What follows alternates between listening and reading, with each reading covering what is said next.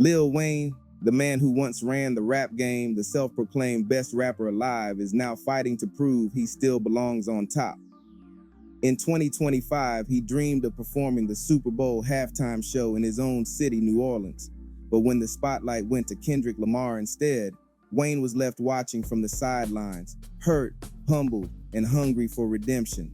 Now with Thaw Carter 6 on the way, the question is simple. Can Weezy really make the ultimate comeback? What made the situation sting even more was how deep the respect between Wayne and Kendrick once ran. Back in the day, Kendrick literally studied Wayne's grind. He even dropped a mixtape rapping over Wayne's beats, doing his best Wayne impression because that's how much he admired him. Wayne gave Kendrick and J-Rock a feature in 2008, way before anyone saw Kendrick as a future superstar. And when Wayne once threatened retirement in 2015, Kendrick went on IG Live drunk, begging him not to quit because of how important Wayne was to the culture. So for Wayne to see Kendrick be the one standing on his city's biggest stage, it wasn't just business, it felt personal, like being replaced by someone who grew up idolizing you. That's a heavy pill to swallow. But the NFL wasn't just choosing randomly. They knew Kendrick was on fire in 2025. His beef with Drake had the world locked in, and when he said F the big three, it's just big me, the industry shifted. Kendrick wasn't just dropping songs, he was creating cultural moments, and the NFL wanted that energy at the Super Bowl.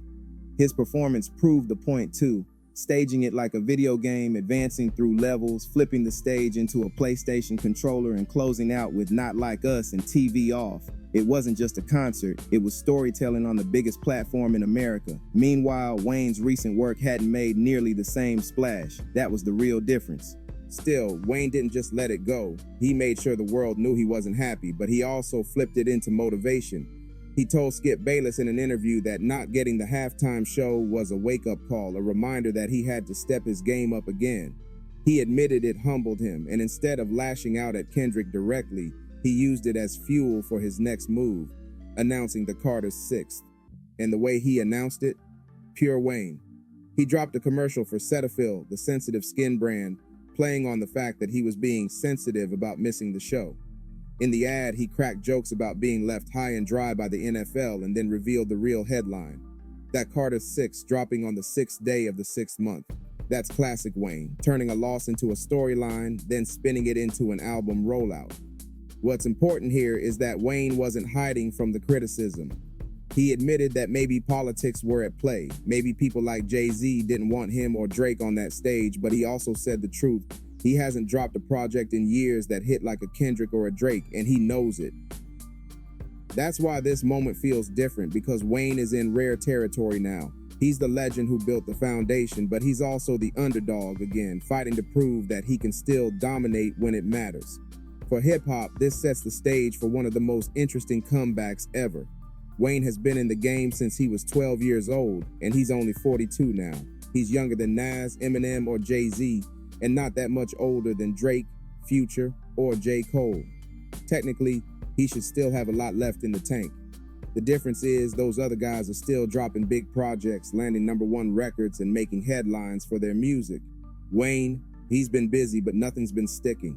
And that's why the Super Bowl snub cut so deep. It wasn't just about that night. It was about the bigger question. Does the world still see Lil Wayne as the best rapper alive? Wayne's hunger after that Super Bowl snub became the real story.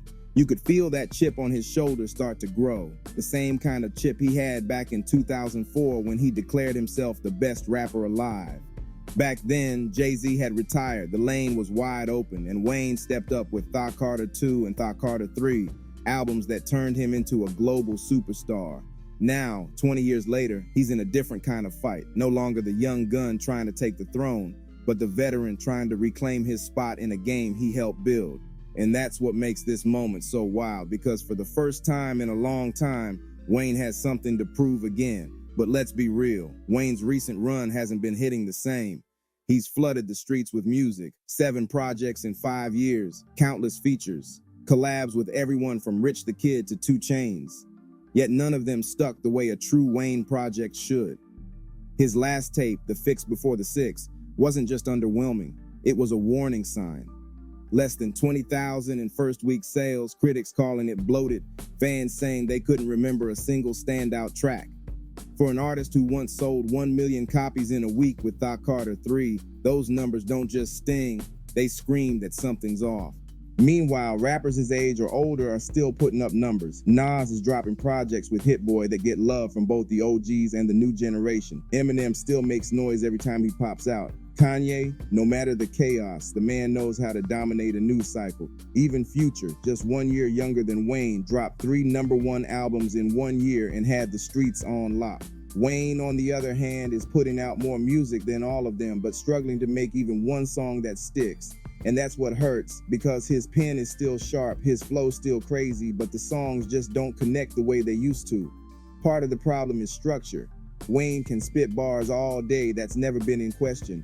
But in the last decade, how many memorable hooks has he given us? How many records that cut through culture? Think about A Milli, 6 Foot, 7 Foot, Lollipop, Uproar. Those joints had hooks that stayed in people's heads. In recent years, it's been verse-heavy tracks with no replay value. That's where someone like Kendrick separates himself. Kendrick knows how to structure an album, how to make a performance feel like a movie, how to drop a bar that lives online forever. Wayne, he's got the talent, but not the organization. That's why so many fans and insiders keep saying he needs an executive producer. Someone like Tyler, the creator or Hit Boy, who can take Wayne's raw energy and turn it into something polished and undeniable. And this is where the stakes get high, because the Carter 6 isn't just another mixtape or throwaway collab. It's part of his legacy series. The Carter albums are Wayne's crown jewels. The Carter III shifted the entire industry. The Carter IV solidified his superstar run, and even the Carter V, after years of delays, still pulled big numbers. Fans know Wayne treats the Carter projects differently. He sharpens his pen, locks in deeper, and aims to create moments that matter. That's why everyone's watching this drop so closely. If he can deliver something special with the Carter 6, it's not just a comeback, it's a reminder that Wayne still belongs in the conversation with the greats of today. When the halftime show went to Kendrick, it wasn't just Wayne who felt the sting, the whole industry reacted. Artists across the board chimed in, and the split showed just how complicated Wayne's place in hip-hop is right now. Nicki Minaj, his longtime protege, didn't hold back. She blasted the decision, saying Wayne was the culture, the foundation, the reason so many artists, herself included, had careers at all. She reminded people how Wayne put her and Drake on without contracts, without paperwork, just because he believed in their talent. That kind of loyalty doesn't happen in today's game, and Nicki made it clear. Denying Wayne that Super Bowl stage in his own city was disrespect on another level. Other voices echoed the same. G Herbo called it a no-brainer, saying Wayne could have brought out Drake, Nicki, and countless other stars, making it the most stacked halftime show in history. Jermaine Dupri said Wayne was straight up robbed. Juvenile, a fellow hot boy, said Wayne deserved it, no question. Even Master P, another New Orleans legend, saluted Kendrick but insisted Wayne should have been part of the celebration. The message was clear. While Kendrick might be the moment, Wayne is the movement. His influence is everywhere. His DNA runs through every new artist, and ignoring that felt wrong to many people. But then there were the politics. Folks started pointing fingers at Jay-Z, who has influence over Super Bowl halftime bookings. Nicki even threw subliminal shots, saying a certain man was punishing Wayne because of beefs with Birdman, Drake, and herself. Whether that's true or not, the whispers grew louder. And the thing is, Wayne himself admitted that the decision felt like something over his head, politics that he couldn't control. That frustration is what made him double down on proving himself. The wildest part, even though Wayne was clearly hurt, he still showed a weird kind of professionalism. He didn't come out with a diss track for Kendrick. He didn't start a war in the media. Instead, he leaned into the vulnerability, something fans weren't used to seeing from him. On Instagram Live, he admitted it was tough, that he felt let down, and that the disappointment messed with his head. For someone like Wayne, who always presented himself as untouchable, that raw honesty caught people off guard.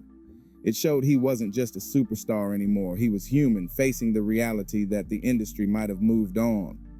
Yet Wayne being Wayne, he wasn't about to let that narrative stand. He flipped the script with the Cetaphil commercial. It was a genius move, poking fun at his own sensitivity while turning it into promo for the Carter VI.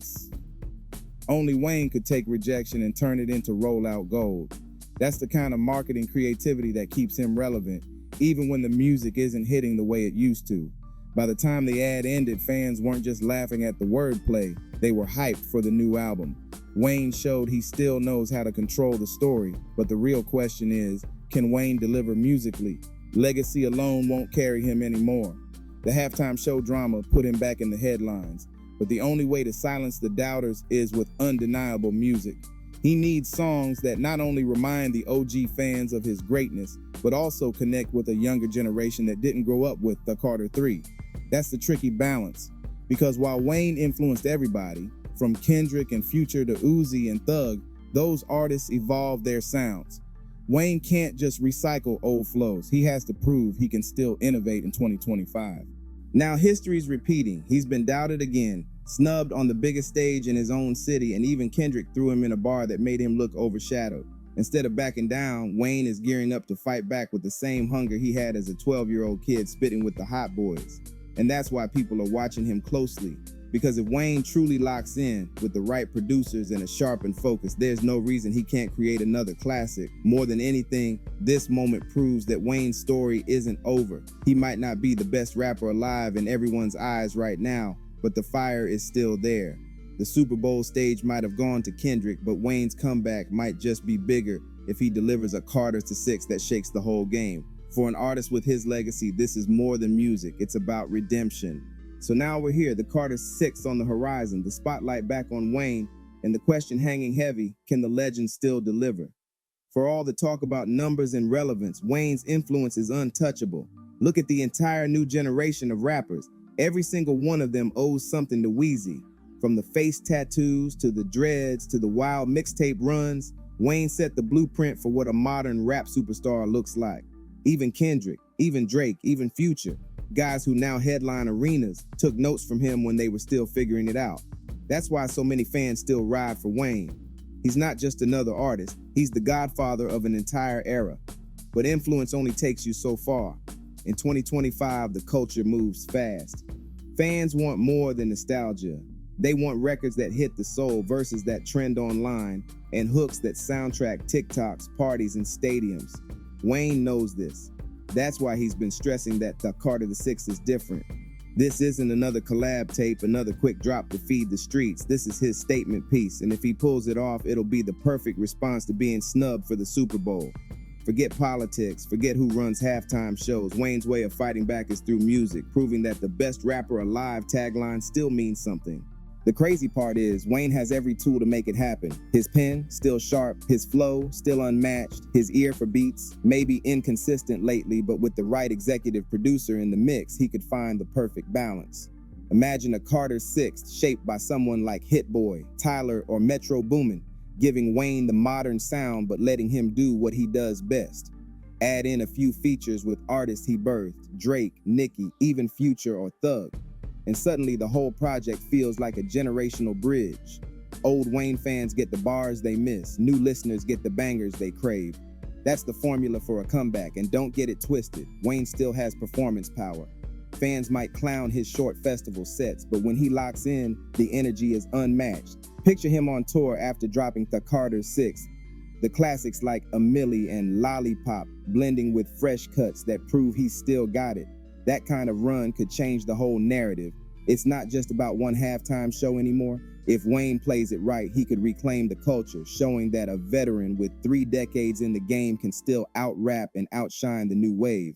At the same time, this moment feels bigger than just Wayne. It's about legacy and hip-hop as a whole. Kendrick standing on that stage showed what the future looks like: storytelling, precision, concept-driven artistry.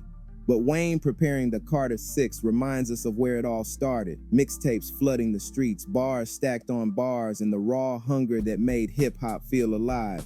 Together, it paints the full picture, one artist pushing the culture forward, another reminding us who built the foundation. That's why fans are locked in, because they know they're witnessing a turning point. For Wayne personally, the stakes couldn't be higher. This isn't just another project, it's redemption. He's not chasing a chart position or trying to compete with kids half his age. He's fighting for respect, for the right to still call himself the best rapper alive without people laughing it off. And honestly, that hunger might be exactly what he needed.